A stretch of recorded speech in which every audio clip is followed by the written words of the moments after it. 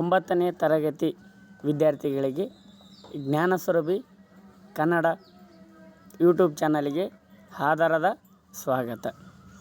ವಿಷಯ ವಿಜ್ಞಾನ, ಅಧ್ಯಾಯ 1 ನಮ್ಮ ಸುತ್ತಮುತ್ತಲಿನ ದ್ರವ್ಯಗಳು. ಈ ಒಂದು ಅಧ್ಯಾಯವನ್ನು ನಾವು 3 ಅವಧಿಗಳಲ್ಲಿ ಅಧ್ಯಯನ ಮಾಡೋಣಂತ ಮಕ್ಕಳೇ. ಈ ಒಂದು ಮೊದಲನೆಯ ಅವಧಿಯಲ್ಲಿ ಕಲಿಯುವಂತಹ ಪರಿಕಲ್ಪನೆಗಳು ಯಾವುವು ಎಂದರೆ ದ್ರವ್ಯದ ಭೌತಿಕ ಸ್ಥಿತಿ, ದ್ರವ್ಯದ ಸಂಯೋಜನೆ, ದ್ರವ್ಯದಲ್ಲಿ ಕಣಗಳ ಚಲನೆ, ದ್ರವ್ಯದಲ್ಲಿ ಕಣಗಳ ಲಕ್ಷಣಗಳು. ಈ ಒಂದು ಕಲಿಕಾಂಶಗಳನ್ನು ನಾವು ಈ ಒಂದು ತರಗತಿಯಲ್ಲಿ ಅಥವಾ ಅವಧಿಯಲ್ಲಿ ಕಲಿಯಲಿದ್ದೇವೆ ಮಕ್ಕಳೇ.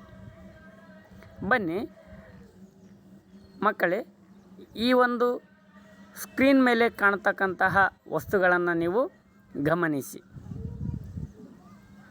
ಹಲವಾರು ವಸ್ತುಗಳಿವೆ. ಈ ಎಲ್ಲ ವಸ್ತುಗಳನ್ನು ನಾವು ದಿನನಿತ್ಯದಲ್ಲಿ ನಾವು ನೋಡಿರ್ತೇವೆ, ಹೌದಾ? ನಮ್ಮ ಸುತ್ತಮುತ್ತಲಿನ ವಸ್ತುಗಳನ್ನು ಗಮನಿಸಿದಾಗ ಅವುಗಳಲ್ಲಿ ನಾವು ಏನನ್ನು ಗಮನಿಸ್ತೀವಿ? ವಿವಿಧ ಆಕಾರ, ಗಾತ್ರ ಮತ್ತು ರಚನೆಯನ್ನು ಕಾಣುತ್ತೇವೆ. ವಿಶ್ವದಲ್ಲಿ ಕಂಡುಬರುವ ಈ ಎಲ್ಲ ವಸ್ತುಗಳು ಸಹಿತ ವಿಜ್ಞಾನಿಗಳು ಹೆಸರಿಸಿರುವ ದ್ರವ್ಯದಿಂದ ಮಾಡಲ್ಪಟ್ಟಿವೆ. ದ್ರವ್ಯ ಎಂದರೇನು ಹಾಗಾದರೆ? ನಾನು ದ್ರವ್ಯ, ನೀವು ದ್ರವ್ಯ, ನಾವು ಉಸಿರಾಡುವ ಗಾಳಿ ದ್ರವ್ಯ, ಮತ್ತು ನಾವು ಸೇವಿಸುವ ಆಹಾರ ದ್ರವ್ಯ, ಅಂಗಳದಲ್ಲಿರ್ತಕ್ಕಂತಹ ಕಲ್ಲುಗಳು, ಮೈದಾನದಲ್ಲಿರ್ತಕ್ಕಂತಹ ವಿವಿಧ ರೀತಿಯ ಕಲ್ಲುಗಳು ದ್ರವ್ಯ, ವಾತಾವರಣದಲ್ಲಿರ್ತಕ್ಕಂತಹ ಅಥವಾ ಆಕಾಶದಲ್ಲಿರ್ತಕ್ಕಂತಹ ಮೋಡಗಳು ದ್ರವ್ಯ, ಹೊಳೆಯುವ ಅಥವಾ ಮಿನುಗುವ ನಕ್ಷತ್ರಗಳು ದ್ರವ್ಯ, ನಾವು ನೋಡುವಂತಹ ಸಸ್ಯ ಮತ್ತು ಪ್ರಾಣಿಗಳು ದ್ರವ್ಯ, ನೀರಿನ ಒಂದು ಹನಿಯೂ ಸಹಿತ ನೀರಿನ ಒಂದು ಹನಿ ದ್ರವ್ಯ, ಮರಳಿನ ಒಂದು ಕಣವೂ ಸಹಿತ ದ್ರವ್ಯ. ಈ ಮೇಲೆ ಉಲ್ಲೇಖಿಸಲಾದ ಎಲ್ಲ ವಸ್ತುಗಳನ್ನು ನಾವು ನೋಡಿದಾಗ ಅವು ಏನು ಮಾಡ್ತವೆ? ಸ್ಥಳವನ್ನು ಆಕ್ರಮಿಸುತ್ತವೆ ಮತ್ತು ನಿರ್ದಿಷ್ಟ ರಾಶಿಯನ್ನು ಹೊಂದಿವೆ.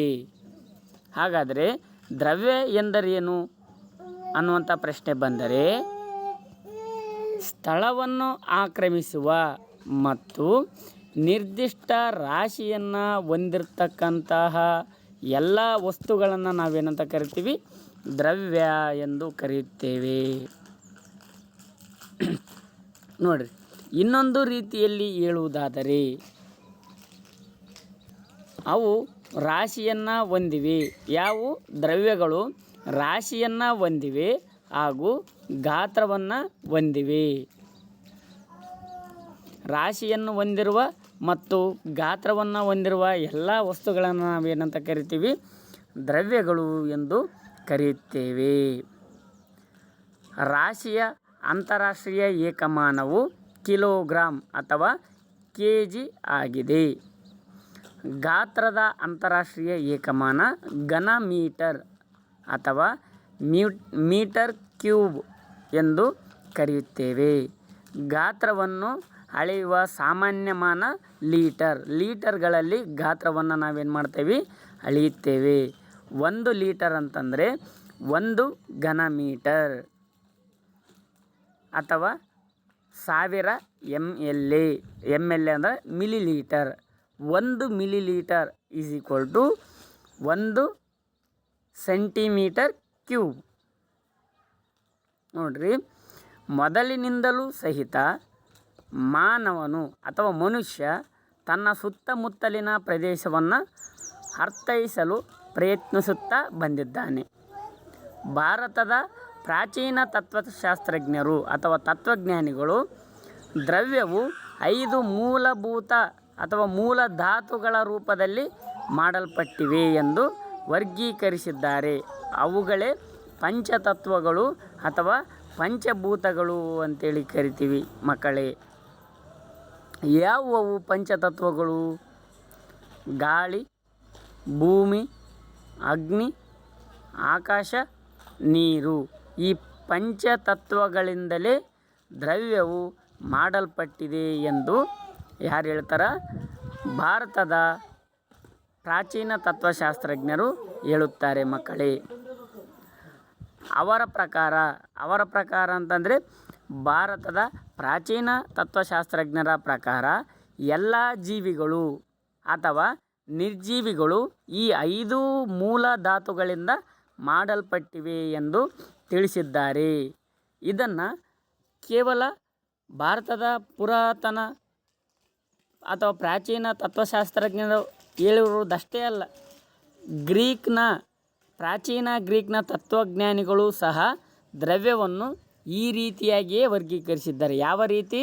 ಈ ಪಂಚತತ್ವಗಳಿಂದಲೇ ದ್ರವ್ಯಗಳು ಮಾಡಲ್ಪಟ್ಟಿವೆ ಎಂದು ಪ್ರಾಚೀನ ಗ್ರೀಕ್ ತತ್ವಜ್ಞಾನಿಗಳು ಸಹಿತ ವರ್ಗೀಕರಿಸಿದ್ದಾರೆ.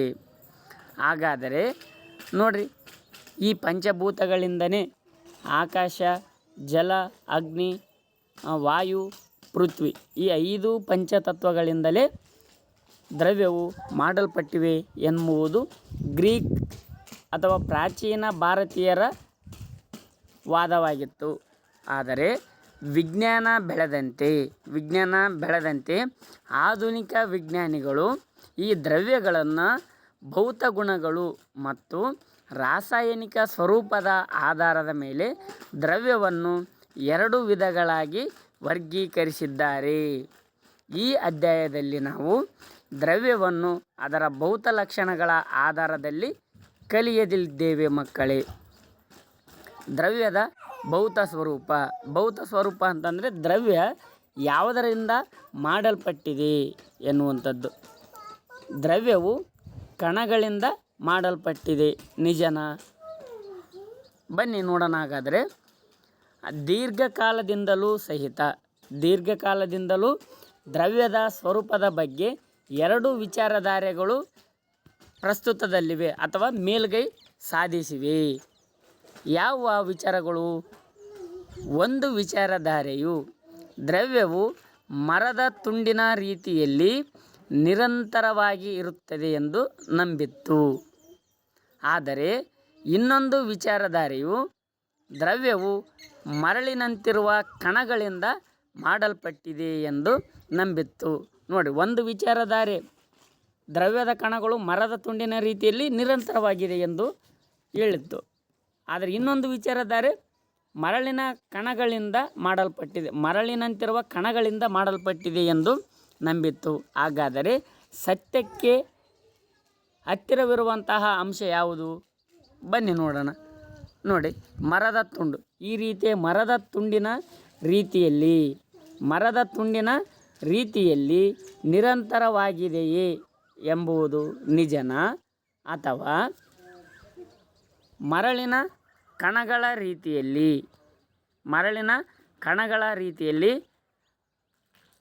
ಕಣಗಳ ರೂಪದಲ್ಲಿ ರಚನೆಯಾಗಿದೆಯಾ ಎಂಬುದನ್ನು ನಾವು ಒಂದು ಚಟುವಟಿಕೆ ಮಾಡುವುದರ ಮೂಲಕ ಏನು ಮಾಡ್ತೀವಿ ಕಲಿಯಲಿದ್ದೇವೆ.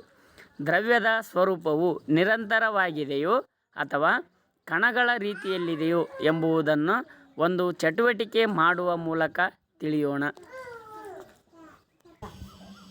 ಮಕ್ಕಳೇ, ಬನ್ನಿ, ನನ್ನ ಹತ್ರ ಒಂದು ಗ್ಲಾಸ್ ಇದೆ. ಆ ಗ್ಲಾಸಿಗೆ ಸ್ವಲ್ಪ ನೀರನ್ನು ಹಾಕಿದ್ದೀನಿ. ಈಗ ನಾವು ಈ ನೀರಿನ ಮಟ್ಟವನ್ನು, ನೀರು ಯಾವ ಪ್ರಮಾಣದಲ್ಲಿದೆ ಎನ್ನುವಂಥದ್ದು, ನೀರಿನ ಮಟ್ಟವನ್ನು ಏನು ಮಾಡ್ತೀನಿ ನಾನು ಗುರುತಿಸುತ್ತೇನೆ. ನೀರಿನ ಮಟ್ಟವನ್ನು ಏನು ಮಾಡ್ತೀನಿ ಗುರುತು ಮಾಡುತ್ತೇನೆ. ನೋಡಿರಿ, ಇಷ್ಟು ಪ್ರಮಾಣದಲ್ಲಿ ಏನಿದೆ ನಮಗೆ ನೀರಿದೆ. ಈ ಗ್ಲಾಸಲ್ಲಿ ಇಷ್ಟು ಪ್ರಮಾಣದಲ್ಲಿ ಏನಿದೆ ನಮಗೆ ನೀರಿದೆ. ಈಗೇನು ಮಾಡ್ತೀನಿ ನಾನು, ಇದಕ್ಕೆ ಸ್ವಲ್ಪ ಸಕ್ಕರೆಯನ್ನು ಬೆರೆಸುತ್ತೇನೆ. ಏನು ಮಾಡ್ತೀನಿ, ಇದಕ್ಕೆ ಸ್ವಲ್ಪ ಸಕ್ಕರೆಯನ್ನು ಬೆರೆಸ್ತಾ ಇದ್ದೀನಿ.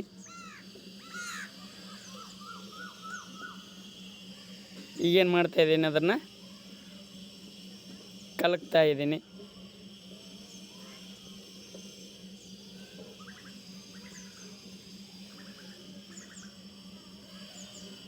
ಇವಾಗ ಏನಾಯಿತು, ಸಕ್ಕರೆ ಕರಗಿದೆ. ಸಕ್ಕರೆ ಕರಗಿತು ಮಕ್ಕಳೇ. ಈಗ ನೋಡಿರಿ, ಈ ನೀರಿನ ಪ್ರಮಾಣದಲ್ಲಿ ಏನಾದರೂ ಬದಲಾವಣೆ ಆಗಿದೆನಾ? ನೀರಿನ ಪ್ರಮಾಣದಲ್ಲಿ ಏನಾದರೂ ಬದಲಾವಣೆ ಆಗಿದೆನಾ? ಇಲ್ಲ ಅಲ್ವಾ? ನೀರಿನ ಪ್ರಮಾಣದಲ್ಲಿ ಯಾವುದೇ ರೀತಿಯ ಬದಲಾವಣೆಗಳಿಲ್ಲ. ಹಾಗಾದರೆ ಇದು ಏನನ್ನು ಸೂಚಿಸ್ತದೆ ನಮಗೆ? ಇದು ಏನನ್ನು ಸೂಚಿಸುತ್ತದೆ? ಇದು ದ್ರವ್ಯವು ಕಣಗಳಿಂದ ಮಾಡಲ್ಪಟ್ಟಿದೆ ಮತ್ತು ಆ ಕಣಗಳ ನಡುವೆ ಖಾಲಿ ಸ್ಥಳಾವಕಾಶ ಕಂಡುಬರುತ್ತದೆ ಎಂಬುದನ್ನು ನಮಗೆ ತಿಳಿಸುತ್ತದೆ ಮಕ್ಕಳೇ. ನೋಡಿರಿ, ಈ ಚಟುವಟಿಕೆ ಮೂಲಕ ಏನು ತಿಳಿಯಿತು? ದ್ರವ್ಯವು ಕಣಗಳಿಂದ ಮಾಡಲ್ಪಟ್ಟಿದೆ ಮತ್ತು ದ್ರವ್ಯಗಳ ಕಣಗಳ ನಡುವೆ ಖಾಲಿ ಸ್ಥಳಾವಕಾಶ ಕಂಡುಬರುತ್ತದೆ ಎಂಬುದು ನಿಮಗೇನಾಯಿತು? ಅರ್ಥವಾಯಿತು ಮಕ್ಕಳೇ. ಬನ್ನಿ ಹಾಗಾದರೆ ದ್ರವ್ಯದ ಕಣಗಳ ಗುಣಲಕ್ಷಣಗಳು ಯಾವುವು? ಈಗ ತಾನೇ ನಾವು ಒಂದು ಚಟುವಟಿಕೆ ಮೂಲಕ ನೋಡಿದಾಗ ದ್ರವ್ಯದ ಕಣಗಳ ಮಧ್ಯೆ ಏನಾಗಿತ್ತು? ಖಾಲಿ ಸ್ಥಳಾವಕಾಶ ಕಂಡು ಬಂದಿತ್ತು. ಆ ಖಾಲಿ ಸ್ಥಳಾವಕಾಶದಲ್ಲಿ ನೀರಿನ ಕಣಗಳ ನಡುವೆ ಖಾಲಿ ಸ್ಥಳಾವಕಾಶ ಕಂಡು ಬಂದಿದ್ದು, ಆ ಒಂದು ಖಾಲಿ ಸ್ಥಳಾವಕಾಶದಲ್ಲಿ ಸಕ್ಕರೆಯ ಕಣಗಳು ಏನಾಗಿತ್ತು? ಹರಡಿಕೊಂಡಿವೆ ಅಥವಾ ಸೇರಿಕೊಂಡಿವೆ ಎಂಬುದು ನಾವು ಏನು ಮಾಡಿದ್ವಿ? ಚಟುವಟಿಕೆಯ ಮೂಲಕ ಅರ್ಥ ಮಾಡಿಕೊಂಡಿವಿ. ನೋಡಿರಿ, ಎರಡನೇ ಗುಣಲಕ್ಷಣ ಏನಿರ್ಬೋದು? ದ್ರವ್ಯದ ಕಣಗಳು ನಿರಂತರವಾಗಿ ಚಲನೆಯಲ್ಲಿರುತ್ತವೆ.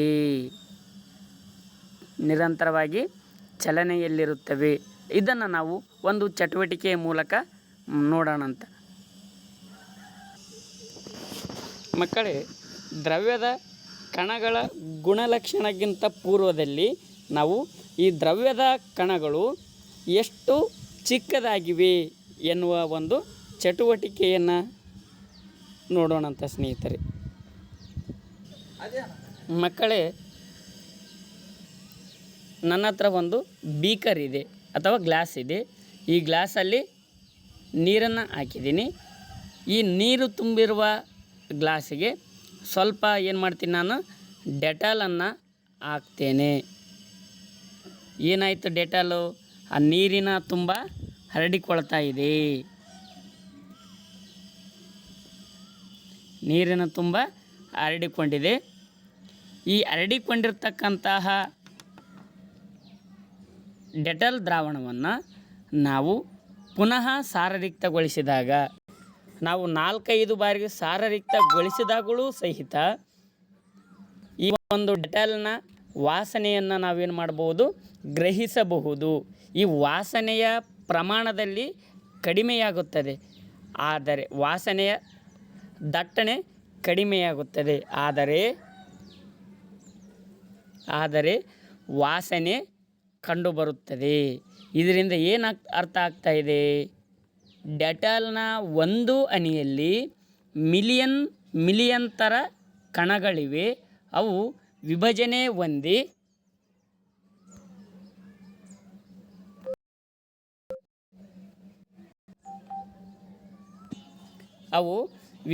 ಹೊಂದಿ ಸಣ್ಣ ಸಣ್ಣ ಕಣಗಳಾಗಿ ಪರಿವರ್ತನೆಯಾಗುತ್ತವೆ.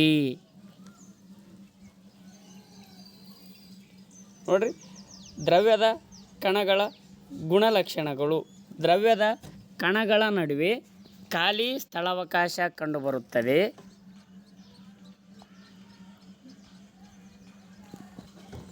ದ್ರವ್ಯದ ಕಣಗಳು ನಿರಂತರವಾಗಿ ಚಲನೆಯಲ್ಲಿರುತ್ತವೆ ಎಂಬುದಕ್ಕೆ ಒಂದು ಚಟುವಟಿಕೆಯನ್ನು ಮಾಡೋಣಂತ ಮಕ್ಕಳೇ. ನನ್ನ ಹತ್ರ ಒಂದು ಊದುಬತ್ತಿ ಇದೆ. ಈ ಊದುಬತ್ತಿಯ ವಾಸನೆಯನ್ನು ನಾವು ಗ್ರಹಿಸಬೇಕಾದರೆ ಮೂಗಿಗೆ ತುಂಬ ಹತ್ತಿರದಲ್ಲಿ ತರಬೇಕಾಗುತ್ತದೆ.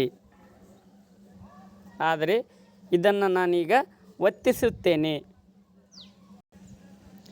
ಊದುಬತ್ತಿಯನ್ನು ಒತ್ತಿಸಿದ್ದೇನೆ.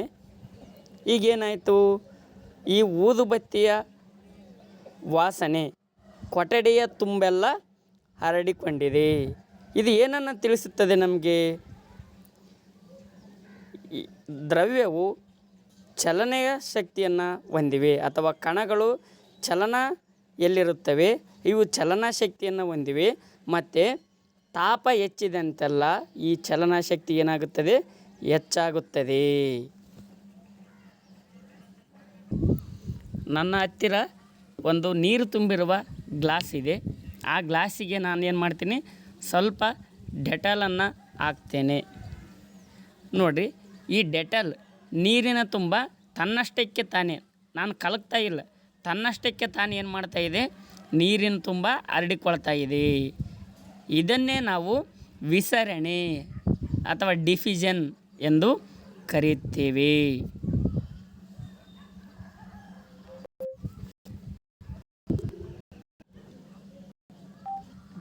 ಈ ಮೇಲಿನ ಚಟುವಟಿಕೆಗಳಿಂದ ನಾವು ಏನನ್ನು ತಿಳ್ಕೊಂಡಿವಿ ಮಕ್ಕಳೇ? ದ್ರವ್ಯದ ಕಣಗಳು ನಿರಂತರವಾಗಿ ಚಲಿಸುತ್ತಿರುತ್ತವೆ, ಅಂದರೆ ಕಣಗಳು ಚಲನಶಕ್ತಿ ಹೊಂದಿರುತ್ತವೆ. ತಾಪ ಹೆಚ್ಚಿದಂತೆ ಕಣಗಳು ವೇಗವಾಗಿ ಚಲಿಸುತ್ತವೆ. ತಾಪ ಹೆಚ್ಚಿದಂತೆ ಕಣಗಳ ಚಲನಶಕ್ತಿಯು ಸಹಿತ ಹೆಚ್ಚಾಗುತ್ತದೆ.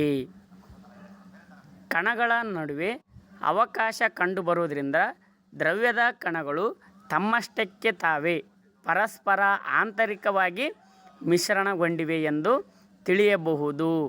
ಎರಡು ಬೇರೆ ಬೇರೆ ದ್ರವ್ಯಗಳು, ನೀವು ನೋಡಿದ್ರಲ್ವ, ನೀರು ಒಂದು ದ್ರವ್ಯ, ಡೆಟಾಲ್ ಅನ್ನುವಂಥದ್ದು ಒಂದು ದ್ರವ್ಯ. ಈ ಎರಡೂ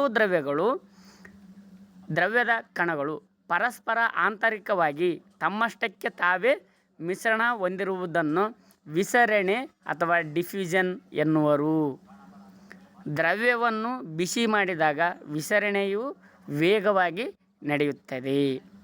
ಬನ್ನಿ, ದ್ರವ್ಯದ ಕಣಗಳು ಪರಸ್ಪರ ಆಕರ್ಷಿಸುತ್ತವೆ. ದ್ರವ್ಯದ ಕಣಗಳ ನಡುವೆ ಬಲವು ಕಂಡುಬರುತ್ತದೆ. ಈ ಬಲವು ಕಣಗಳನ್ನು ಪರಸ್ಪರ ಜೊತೆಯಲ್ಲಿರುವಂತೆ ಮಾಡಿದೆ. ಈ ಬಲದ ಆಕರ್ಷಣ ಸಾಮರ್ಥ್ಯವು ಬೇರೆ ಬೇರೆ ವಸ್ತುಗಳಿಗೆ ಬೇರೆ ಬೇರೆಯಾಗಿರುತ್ತದೆ.